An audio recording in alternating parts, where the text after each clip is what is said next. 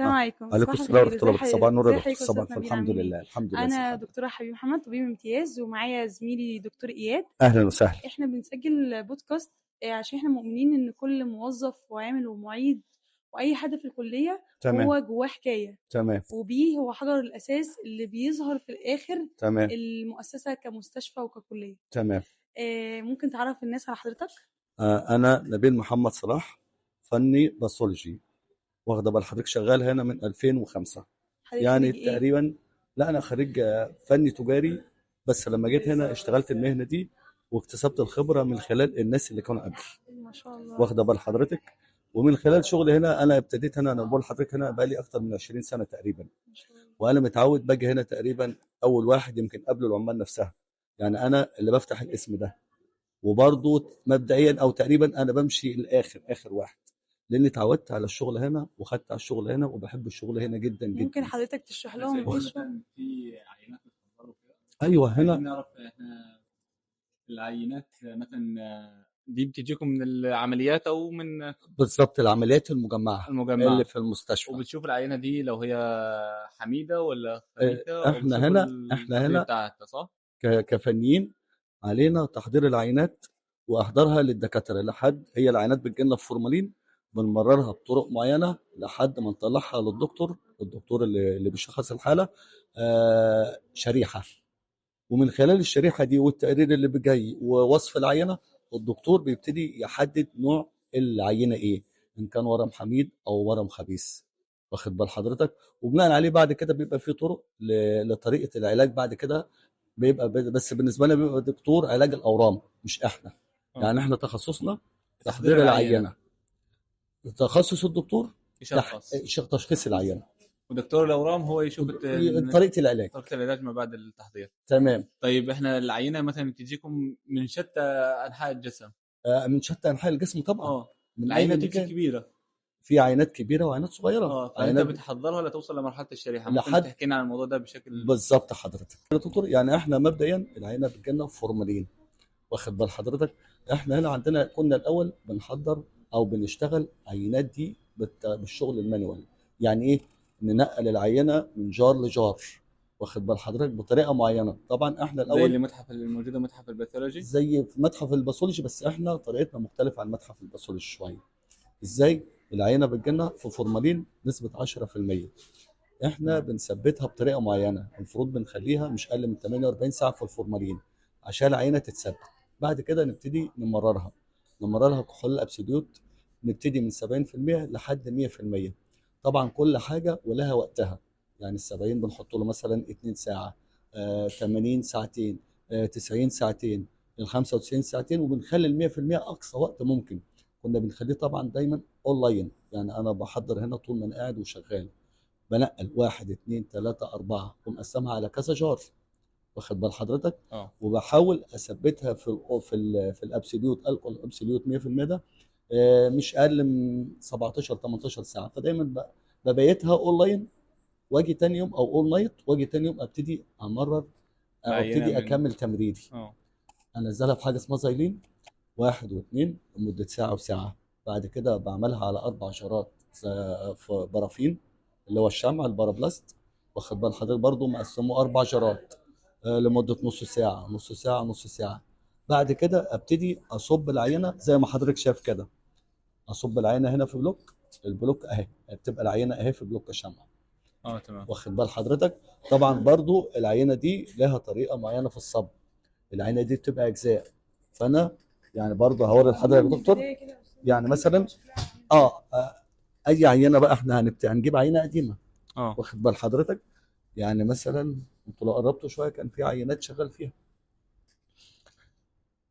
يعني هجيب بسم الله الرحمن الرحيم. ده ايه الفيلم ده؟ ده فرن، ده فرن برافين. أنا همثل لك مثلا حاجه دي بنسميها كاسيت. ده فرن عادي. العينات عشان ما تبصش منه. بنحفظ فيه العينات، مش بنحفظ فيه العينات. ده اسمه فرن بارافين. المفروض بيسيح الشمع لدرجه حراره ما تقلش عن 90 درجه مئويه. واخده بال حضرتك، يبقى الشمع وقت ما بفتح الفرن الاقيه ساح كده. واخده بال حضرتك. مثلا هوريكي مثلا كنوع او كعينه مثلا مبدئيا هصبها ازاي. وليكن بص يا دكتور، دي العينه بتاعتي، طبعا انا بوريكم عينه قديمه، واخد بال حضرتك. ده الكاسيت اللي بصب فيه العينه، وده وليكن البرافين اللي هحط سايح. فيه العينه اهو. البرافين ده سايح زي ما حضرتك شايف بدرجه حراره 90 درجه مئويه، واخد بال حضرتك اهو. ببتدي اصب اهو بحيث اني املى الكاسيت كده اهو. الكاسيت زي ما حضراتكم شايفين كده اتملى هو للاخر. عندي العينه بتاعتي اهي. طريقه الفن بقى في ايه يا دكتور؟ بص يا حضرتك، العينه اهي مش واحده، فبضطر احطها كده واقعد اساوي العينه بحيث انها تبقى متثبته في القاع بمستوى واحد. حلو الكلام. ثبت العينه اهو بمستوى واحد. ابتدي الكاسيته بتاعتي اهي اللي عليها رقم العينه واسم المريض اللي عندي مثلا يعني، وببتدي اثبتها اهو. بشيلها بعد كده احطها على جهاز، ده جهاز تتليج بيتلج العينه عشان العينه تنشف بسرعه وتتجمد معايا بسرعه، عشان ننجز بالوقت. عشان ننجز في الوقت. واخد بال حضرتك. برضو هكمل لحضرتك. بص يا دكتور، انا عندي العينه اهي ابتدت تتلج وتطلع معايا اهي زي ما حضرتك شايفه كده. ده شكل العينه زي ما حضرتك شايفه كده. هوريكي برضو. اصبحت اهي العينه عندي اهي، واخده بال حضرتك. ده شمع. خلاص هي مرحله الفورمالين اللي انتهت. هي الفورمالين كانت اول مرحله. كانت اول مرحله. بعد كده بمرر في كحولات، ابتدي من 70 80 90 95 99 لحد 100%. واخده بال حضرتك. بعد كده حاجه اسمها زايلين، برضه بعمله على 2 جار لمده ساعه وساعه. بعد كده ابتدي بالبرافين، بعمله على 4 جارات، كل جار بياخد نص ساعه، وكل جار اللي بعديه بيشيل الخطوه اللي قبليها. واخده بال حضرتك. وبيكون الاخراني انقى حاجه ممكنه بحيث انه بيطلع لي العينه نظيفه وشفافه. خلاص هي دلوقتي بقت في مرحله الشمع. دي بقت في مرحله الشمع. هننقلها لمرحله ايه بقى؟ هنبتدي بعد كده انا خلاص المرحله العينه اتجمدت معايا. ده حاجه اسمها الميكروتوم اهو. ده الجزء اهو، ده انا مثبته او عندي العينه اهي وبثبتها بطريقه معينه اهي. بصي حضرتك اهو كده، انا حطيت العينه في الميكروتوم عندي اهي، انا مثبتها. هي المفروض على واحدة ونص. لا هي المفروض 2 2 ونص، اه. بس الميكروتوم كان منه قديم انا مخليه هو اقل ده من اللي 2. بيقطعها سلايس. ده اللي بيقطعها سلايز. بص برضه هوري حضرتك هنا الشريحه عندي اهي. انا مثلا هنا اهو وليكن اسم المريضه مثلا حسنيه، هي اسمها حسنيه احمد. واخده بال حضرتك. بكتب اسم المريضه، واخده بال حضرتك، وبدي لها رقم بحيث ان بيبقى لها رقم واسم عندي، لان في الاسامي بتبقى مشتبهه انما الارقام بتبقى كود مخت... كأنه كود كده زي بتاع بالظبط الشحن. كود ببقى ماشي فيه عشان العينات ما تتلخبطش مع بعض. ممكن الاسم مشتبه بس الكود مختلف، مش هيبقى واحد. انا عندي العينه حطيتها اهي، وده ميكروتوم. الميكروتوم اهو، ده بص حضرتك ده مشرط اهو بيقطع بيه العينه. وانا زي ما وريت حضرتك كده مظبط الميكروتوم بتاعي على 2.5 ميكروم، ما يزيدش عن كده. وببتدي انا خلاص حطيت العين اهو، ببتدي اظبطها اهو واحده واحده. بص حضرتك اهو لحد ما اجيب العينه بتاعتي على سن المشرط ما شاء الله. اهو. اهو كده ابتدي امرر واحده واحده اهو لحد ما العينه تبتدي تتساوى وتطلع كلها مع بعضها. هو احنا كده بنشيل الشمع لحد ما العينه تظهر. بالظبط لحد ما العينه تظهر. غير كاملة وبخش سلايد واحد. وبخش كده اهو. بص حضرتك كده كده لحد ما تبتدي العينه كلها تتساوى وتطلع قصاد بعض. شايفه ابتدت العينه اهي تبدا لقيتها ما عشان كده ابتدتش حضرتك في الاول كنت بتسويها كلهم ساعه الصب عشان ساعة الصب تريحني عشان هنا. ما هو الفن في ايه في شغلنا بقى؟ ان كل حاجه لها طريقه فنيه معينه. انا كمني شغال مانوال، فبعرف شغلي يطلع حلو ولا وحش. عكس الاجهزه انا باخد العينه احطها في الجهاز واجي تاني يوم اصب واقطع واعمل. حضرتك شايف اني احسن المانيوال ولا الاجهزه؟ لا طبعا الاجهزه احسن كتير، توفر واللي وقت. بيتثبت تلاقي الاجهزه احسن في ايه؟ في انها بتريح الفني، واخده بال حضرتك. وفي نفس الوقت برضو احنا شغلنا الاساسي فيه اللي اكتر من فني كمان المحاليل اللي بتجيلنا. يعني المحاليل لو جاي لك محاليل كويسه هتديك نتيجه كويسه، واخده بال حضرتك. اما المحاليل لو فيها عيب او كده مهما تعملي العينه ما تطلعش حلوه. فبرضه دي حاجات بتبقى مساعده مع شغل الفني، المحاليل بتاعتك، الاجهزه اللي عندك. واخده بال حضرتك ازاي؟ ده اني اساوي اهو لحد ما ابتديت اطلع العينه كلها بسوى واحد.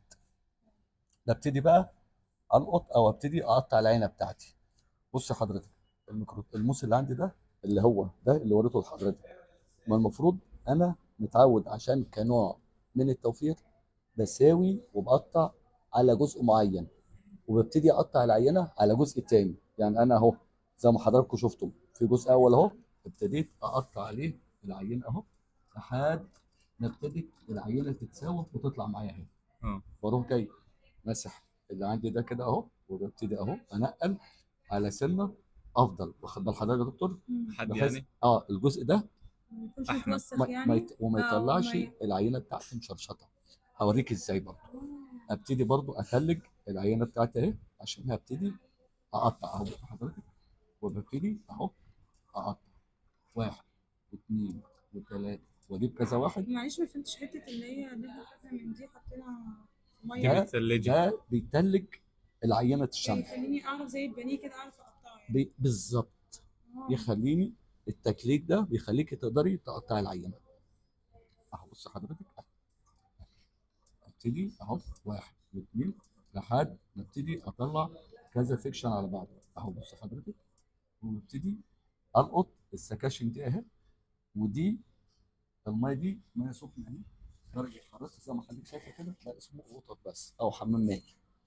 الحمام المائي ده درجه حرارته اهو المفروض 50 درجه، بتتراوح من 47 ل 50. وزي ما حضرتك شفت اهي ابتدت العينه تفرد معايا اهي. شفت شكل العينه اهو. وببتدي اجيب من العينه بقى، بص هوريها لك برضو على شريحه ثانيه بعد اذن حضرتك يا دكتور.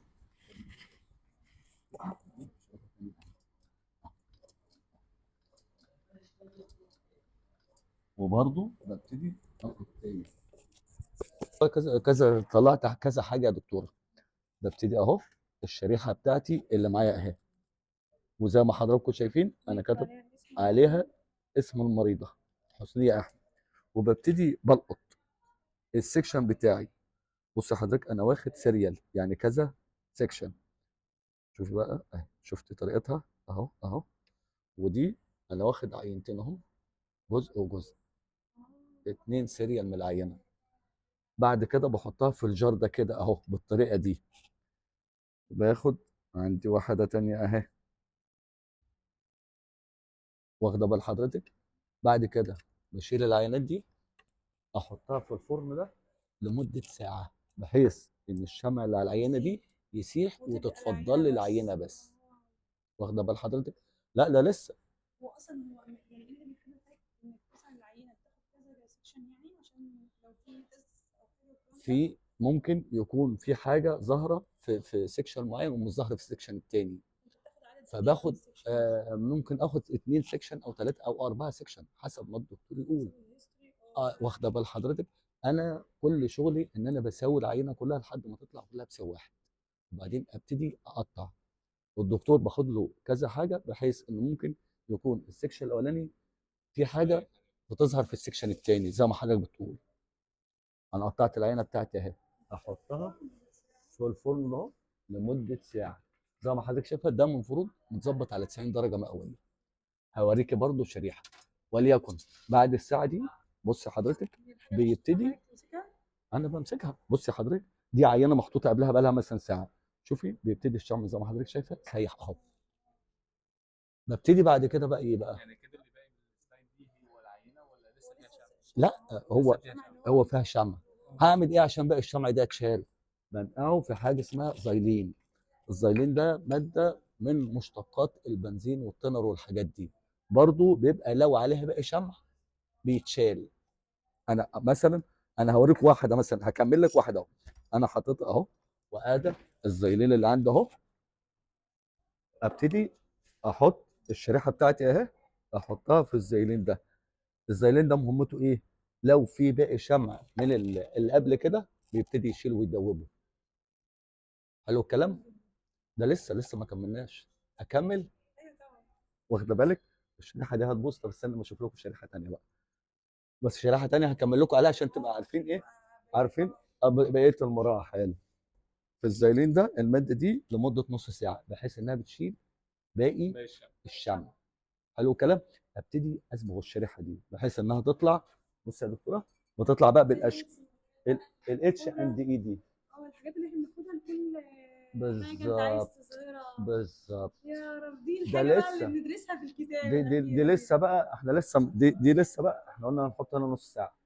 بعد كده عشان ابتدي اطلعها بالشكل ده بعمل ايه بقى؟ بسبخها اللي هي الهوموتوكسولين والايوسين.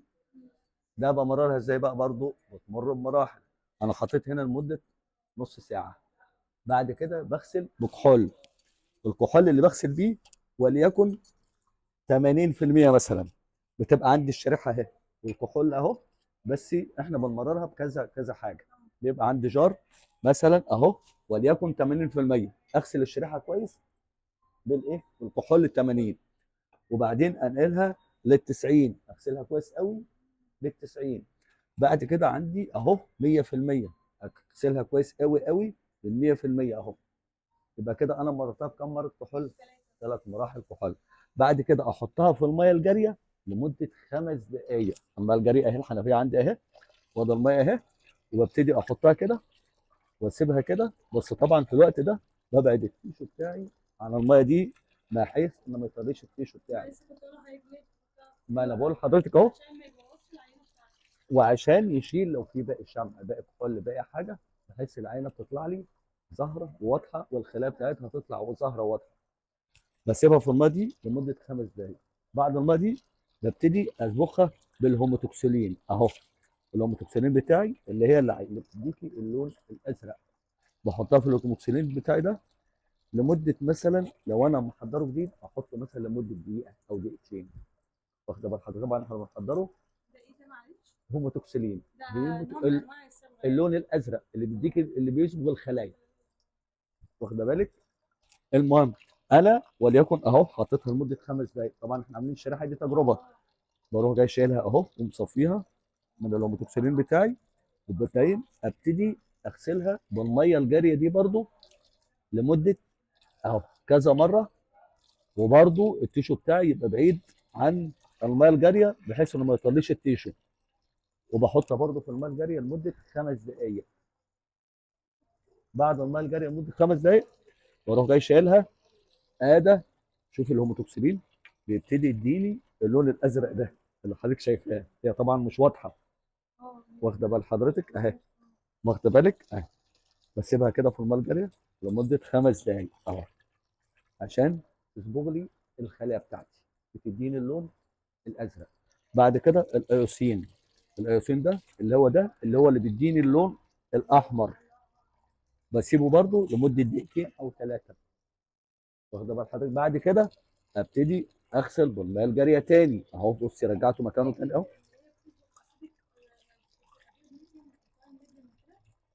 هو كل دي كل الازرق والاحمر، واخده بال حضرتك. شوفي بغسلها برضو بسيبها لمده دقيقه او دقيقتين في الميه. بعد كده اغسلها بكحول تاني، 1 و2 و3 برضو اهو. ابتديت اغسل بكحول اهو عشان بالظبط. بعد كده انزلها او اغسلها في زيلين. هوريكي برضو اهو الزيلين اللي عندي اهو. مثلا اهو ابتدي اغسلها في زيلين ده رقم 1. حلو الكلام. وابتدي اكبه واحطه في زيلين رقم 2 ده انضف شويه، واخده بال حضرتك. بعد كده اتفضلوا هنكمل بقيه المراحل على مهلكم. دي ماده اسمها الدي بي اكس. الدي بي اكس دي ماده شفافه. وعندي دي حاجه اسمها الكفر، بحطه على العينه بحيث ان وقت ما الدكتور يجي يقرا الشريحه دي يقراها بعد يوم بعد 2 بعد شهر يبقى بنفس لون العينه بتاعتها بنفس التفاصيل بتاعتها، واخده بال حضرتك اهو. برضه هوريها لكم عملي اهي عشان حضراتكم تبقوا عارفين. انا اهو وببتدي امسح العينه كويس اهي. كويس جدا، وابتدي احط نقطه الدي بي اكس ده على التيشو بتاعي اهو، وابتدي اجيب الكفاره دي اللي بحطها على التيشو عشان تحفظ التيشو، وعندي الجفت ده اجيبه واقعد كده بحيث ان انا اطلع الهواء اللي حوالين العينه اهو، بحيث ان كده كده العينه دي زي ما قلت لحضراتكم كده، يبقى انا خلصت كده شغلي وبحطها له الدكتور كده، الدكتور يشخص. واخدين بالكم؟ ده بقى انا كده شغلي خلص. اما التشخيص ده شغل الدكتور. واخدين بال حضراتكم؟ فهي لفه وارهاق وتعب، بس احنا اتعودنا عليه. لا ما بص يا دكتور، دي عينات اهي. بصوا يا جماعه، ده يبين ان يعني السلايد اللي بنشوفها في الاخر تحت الميكروسكوب احنا اه كدكاتره، دي وراها كميه مجهود من اشخاص يعني رهيبه يعني. يعني في عمليه. الاول في الاخر احنا اخر تعاملنا ان احنا بنشوف بالظبط، حضرتك الميكروسكوب بتبصي تحت على الشريحه على الميكروسكوب، انما والكتابه عشان نذاكر عشان نشخص. انما تعرفي مرت بايه او اتعملت ازاي؟ لا، بس انا كنت واثقه ان وراها قصه، لا وراها قصه كبيره جواها ومسؤوليه. حكايه احنا هنا يعني. يعني فريق عمل متكامل، يعني مش انا لوحدي اللي في الشغلانه، يعني واخده بال حضرتك، اه، وكلنا الحمد لله والشكر لله بنكمل بعض. بس حضرتك واضح يا استاذ نبيل، حضرتك بتشرح ان انت بتحب شغلك، عارف مش بتعمل له تقضيه لا واجب او عشان انا ما المرتب بقول او لحضرتك، لا، انا حاسه ان انت شغوف باللي انت انا بتعمله. بحب الشغل. انا بقول لحضرتك انا متعود باجي كل يوم هنا، يمكن قبل عمال اسم نفسهم انا اللي باجي افتح الاسم، ربنا يحفظك يا لان عم. انا فعلا حبيت يعني الشغل. اتقان العمل في وبقى ابهى صوره لا صراحه. والحمد لله والشكر لله، يعني فعلا ربنا بيبارك لك في رزقك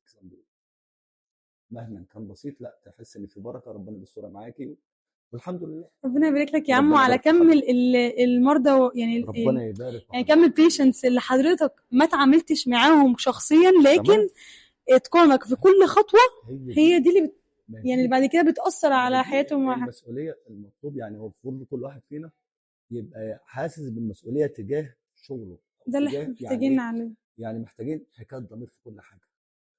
عارفه يا دكتوره، لو كل واحد يعني يعمل اللي ربنا يقدره عليه بما يرضي الله، البلد كلها تبقى كويسه والدنيا كلها تبقى بالظبط كويسه. والله انما صح. احنا طبيعتنا ان كل واحد دايما بيبص للي ليه مش اللي عليه. انا هعمل على قد اه واخد بال حضرتك؟ في ناس كده وناس كده، بس الاكتريه الحمد لله والشكر لله عندهم بس توفيق. فعلا احنا لو كل واحد اتقن مهما كان عامل النظافه، لو اتقن الشوارع مش هتبقى مش لحد اكبر ما انا بقول واحد لحضرتك لو اتقن. هي من الصغير للكبير. واخد بال حضرتك؟ لو الصغير ابتدى الدنيا هتمشي وهتبقى زي الفل. زي ما حضرتك شايفين، او حضرتك يعني يمكن لما حضرتك كنت عندنا في سنه ثالثه طب كنت بتستهيفي الشريحه دي، ولما نيجي نكلمك نقول لك يا دكتوره حضرتك خلي بالك كسرت ان هي الشريحه ومش عارف تكسروها. ايه. اه، واخد بالك؟ لان احنا كمان عندنا مشكله كبيره، ايه هي؟ ان احنا في تيشو ما اه، ما بنلاقيهوش. بنبقاش بديل. فالحاجات مع الوقت بتتكسر وبتترمي، ما حاجات بنلاقيش لها بديل. صعبه اه. واخده بال حضرتك؟ في حاجات صعبه احنا مش لاقيين لها عينات. واخده بال حضرتك؟ هنا للطلبه بيدرسوا عليها. احنا اللي حصل ان احنا عاملين كم كبير، فده اللي نفعنا، كم كبير ومحتفظين بيه، لما بنتزنق بنطلع منه. انما كعينات جديده ما بقناش نلاقي زي الاول، لان برضو في الاول وفي الاخر كان الناس الكبار، كان في برضو ناس بتقعد. انا كان معايا دكاتره كبار اللي منهم عايش لسه وربنا يديله الصحه، وفي ناس منهم اتوفت، كانوا يقعدوا يا دكتوره والله العظيم يشتغلوا معايا زي ما احنا قاعدين شغالين بايدينا كده. عارفه ازاي؟ دكاتره كبار كانوا مسؤولين عن التدريس. واخده بال حضرتك؟ كانوا كانوا يجوا بيحبوا برضو اللي بيعملوا زي بيحبوا حد، شغلهم. وبقول فعايز لحضرتك يعملوا على اكمل كنا وجه. نقعد كده نشتغل مع بعض. والدكتوره الهام سيف دي الله يرحمها كانت ست، لو قلت لحضرتك عملت كم سلايدز للطلبه. ربنا واخده يجعله في بال ميزان حضرتك؟ حسنات، الله يرحمها. وكانت اقسم بالله انا كموظف كان بتديني مكافاه من جيبها، ولا يا دكتوره الهام انا ده شغلي مش عارف. يعني بقول لحضرتك كانت تحفزني كانت ان حافظنا اشتغل ان معاها. شوف كنت ممكن نقعد مع بعض كده للساعه 4 5. واخده بجد بال جميل حضرتك؟ قوي يا استاذ. ولما تلاقي الناس بس تقدر شغلك وتقول لك متشكرين، دي كده حاجه جميله جدا. ما هو ده من ربنا ضمن يخلي حاجة. حضراتكم بجد والتوفيق ان يعني شاء الله. احنا اتبسطنا يعني فوق ما احنا كنا يعني جايين على لقاء صغير، بس حضرتك بجد وريتنا مش حكاية واحدة، حكايات في لا احنا اللقاء. حكايات، وبعدين احنا هنا شغالين على طول. يعني احنا هنا عندنا معمل الدمرداش ده برضو بيعمل حالات مرضيه، العمليات المجمعه كلها. اللي بتاعت المستشفى. دي رسالة اللي بتوع سنة تالتة حافظوا على السلايدز وانتوا وبقى دلوقتي عندنا وانتوا في اولى وثانيه السكاشن. كمان، يعني ما أولى وتانية، أيوة في بقى باثولوجي صح، دلوقتي في أولى بقى اولى وتانية. وثانيه وثالثه حافظوا على على السلايدز، السلايدز يا جماعة، لان سابوه لحضرتك وذاكروا كويس عشان نقدر نشخص. يعني هو خلاص هو اتقن عمله في الحتة اللي هي بتاعته، احنا بقى علينا ان احنا نذاكر كويس بالظبط عشان نقدر نشخص بالظبط. ما هو برضه ده حاجه على الفني، حاجه كلنا. بص يا دكتوره، في الاول وفي الاخر حلقة. كلنا كده بنكمل بعض، صح. واخده بال حضرتك؟ يعني انا برضو ما جيتش لقيت العامل منظف لي المعمل الصبح ومظبط لي الدنيا، هتبقى مش عارف انا تشتغل. مش عارف صح اشتغل. انا برضو الدكتور اللي ما لقانيش عامل لي شروحه كويسه وقدر يشخصها مش هيعرف يشخص، صح صح واخده جدا. بال حضرتك؟ وبعدين في الاول وفي الاخر كل ده لمصلحه المريض، يعني كلنا بنكمل بعض عشان المريض برضو يتشخص كويس او يتشخص صح، هيبتدي ياخد علاج صح. هتبقى نفعت ان في فرد بقى بصحة في بالظبط. هيبقى هي نفس الفكرة اما لو ابتدى الاساس غلط، ما هو لازم هتشخص غلط وهتبقى وهياخد حاله علاج غلط. المريض ما هي كده. صح. فكلنا لازم نكمل بعض. ربنا يبارك لك يا بالتوفيق عمو، ان شاء الله. شكرا جدا. وحضراتكم نورتونا. وحضرتك والله نورتنا، وشكرا بس على معلش وقتك. قولوا لي بقى تشربوا ايه يا رب، بجد ربنا والله، يخليك يا والله استاذ بجد. نبيل، والله معلش كفايه انتوا كفايه خدتوني ضيافتك، كفايه في ضيافتك هدوء كده بس. ووقتك، بس بجد من امتع اللقاءات اللي ربنا عملناها يخلي بجد. حضرتك، شكرا لحضرتك ربنا قوي. يخلي حضرتك. شكرا بالتوفيق ان لحضرتك. شاء حضرتك الله. عندك اي اسئله او اي حاجه حابب لا، اذا انتوا تسالها؟ شرفتونا ربنا والله، يخليك انتوا ربنا نورتونا. يخليك. وبالتوفيق ان وشكرا شاء الله. شكرا جدا لذوقك. بالتوفيق ان شاء الله. وكده كانت معانا حكايه من حكايات الدمرداش. انتظرونا في حكايه جديده وبطل جديد من جواك حكايه.